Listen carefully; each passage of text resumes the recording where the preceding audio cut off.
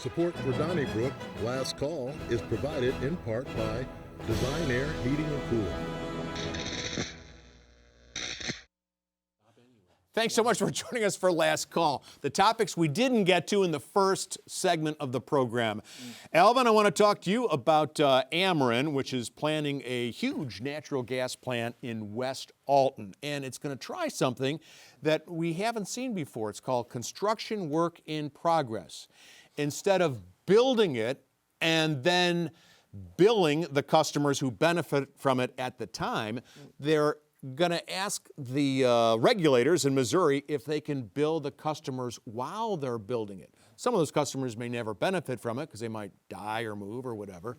But the plan called Construction Work in Progress is designed to lower the borrowing costs of the utility. The customers will have to pay more earlier. What do you think? Well, coming from a municipality that just found out that they'd be paying a lot more for their electricity due to unforeseen circumstance, I say no to that. No, there's no way that I should be paying for something that you're building, which will increase your capacity to make money. Just build it yourself, make your money. When was the last time a rate increase was stopped, even in Illinois? I mean, where they are a little bit more protective of this kind of thing than Missouri is, but yet they still get rate increases all the time. So no, I'm steadfastly against. Let me speak up for my friends at Ameren. I had not given this issue any thought at all until this time, and now I think, I think the regulators should be regulating them closer so that they don't have millions or billions of dollars that they can build a new plant. So when they want to build a new plant, it makes sense to say, okay, we're going to bill the customers while you build it, rather than let you just run wild and have hundreds of millions of dollars in excess in your account so that you can build these things yourself. So I think that Ameren should be allowed to bill us. I'm going to join Alvin on this one here. You mean I have Ameren myself? No, but that was a good job. You got Ameren. Karen Foss couldn't have done it better. But it is a service that Ameren gives us. So once I start taking your product, I'll start paying you. Yeah, I mean, if I buy your electricity, I get it. I owe you a certain amount of money, and I appreciate the heck out of that electricity coming to my house.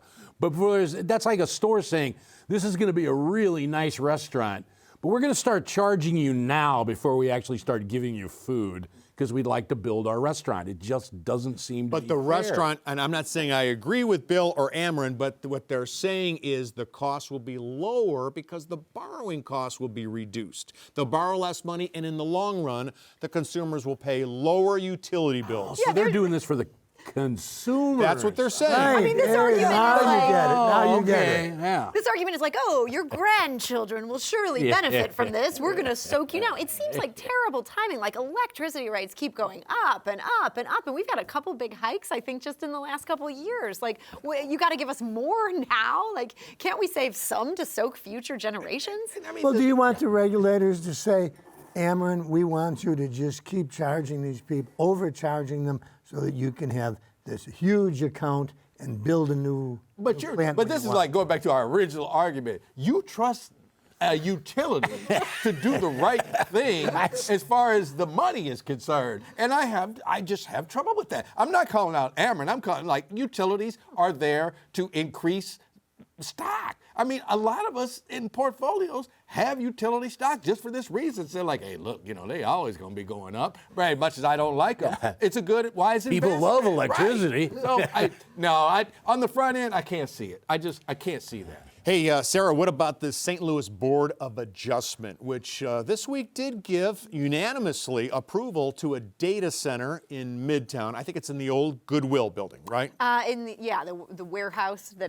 Right. It's you can see next it from to the Armory. Yeah. Next to the Armory. You can see it when you're driving down 6440. The city leaders there on that Board of Adjustment say, hey, it's a good deal. They've compromised on some of the environmental restrictions, and we want to go for it. What do you think? Yeah, so when you say city leaders, these are just like 11 average Joes. They're not elected. They're appointed, and they're meant to like be everyday citizens. And so kind of fascinating that they found everyday citizens in the city of St. Louis who are pro-data center. You don't meet that many of those. I think what I found fascinating is this meeting went on for 11 hours. Like, I tuned in at various points. God bless the reporters who sat through the whole thing. Like, there were some paper of record Post-Dispatch types who did that.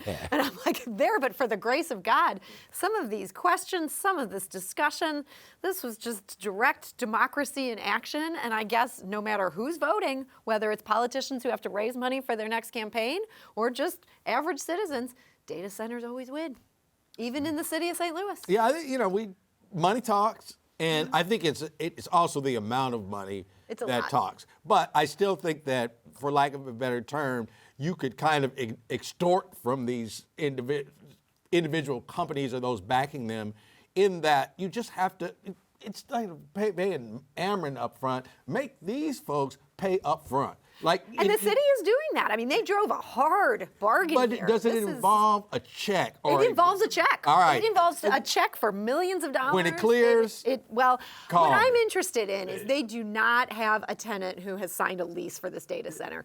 Is there a data center that is willing to pay through the nose for the privilege of being in beautiful Midtown St. Louis? If so, there's a lot of city officials who are going to be happy. What interested me is that they promised the developer not to run the diesel generators on days when the pollution index exceeds 50.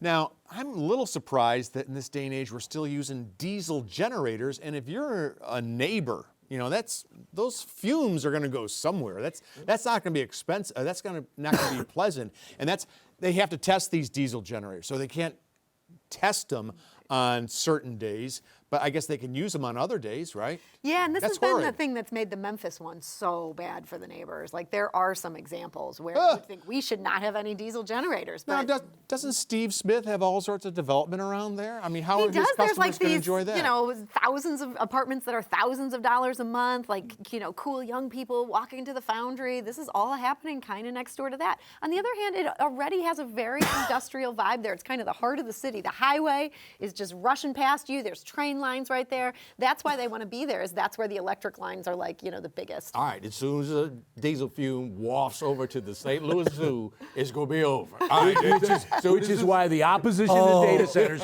comes from the people who live nearby where they want to build the data centers. right. Because I like to say, never mind the people.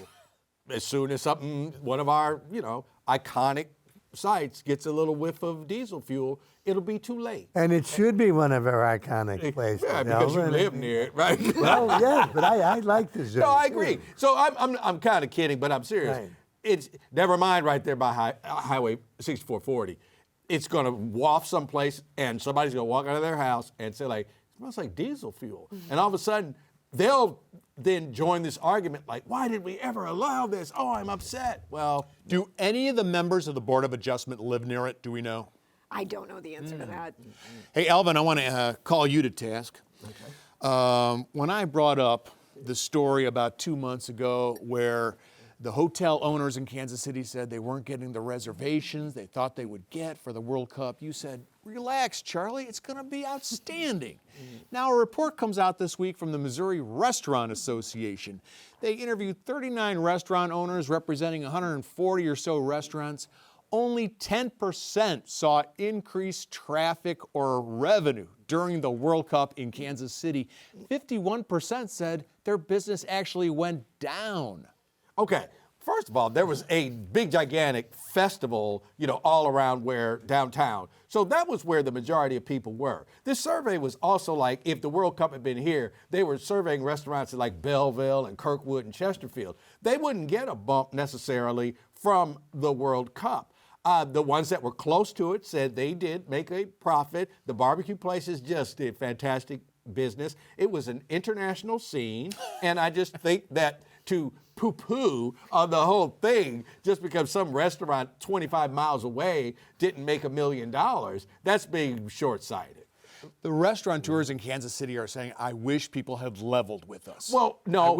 I wish we knew that we didn't have to buy all this food and hire all these people. Well, but that's like when the Pope came and we thought there were going to be 750,000 Oh, people down I remember there. that. Right. Trifon at the grill went out and just bought huge amounts of food, and then nobody showed up. Right. I mean, that's even worse. They just didn't really matriculate out. It's as far. always that way with sports. You know, we thought the Rams would be great for downtown They St. were. Louis. No, downtown St. Louis went down, down, down as long as the Rams were here. I think the thing I'm most disturbed about is World Cup's been over for a couple of weeks, and we're still talking about soccer.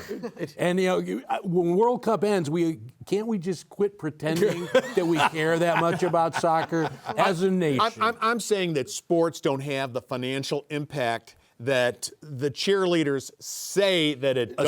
Especially ones that fall behind football, baseball, basketball, and hockey. Yeah, you're right, Charlie. Yeah, and besides, it's more about a feeling that the citizens have about their community. Really? Like Oh, if that's- you have you a and Ben baseball Hockman team, just love a that. football team, a hockey team, you feel like you're a big league city. Can I write that down? Yes, you That is can. so sweet. There's a quotient to what Bill is saying that does exist. And to put a monetary value on it is difficult, but there is something to it. And Travis married, what's her name? Taylor. Taylor. That was so Charlie. sweet. Well, they got married in New York. What does that Excuse mean? me. I have to call an end to this program because I have to find an air sickness bag. Okay. Well, all right, real quick. This area in Kansas City, Kansas, where the stadium is going to be built, the new Chief Stadium. Yep. They are knocking each other over trying to get property around it. Olathe, where the headquarters is, they are cheering this move.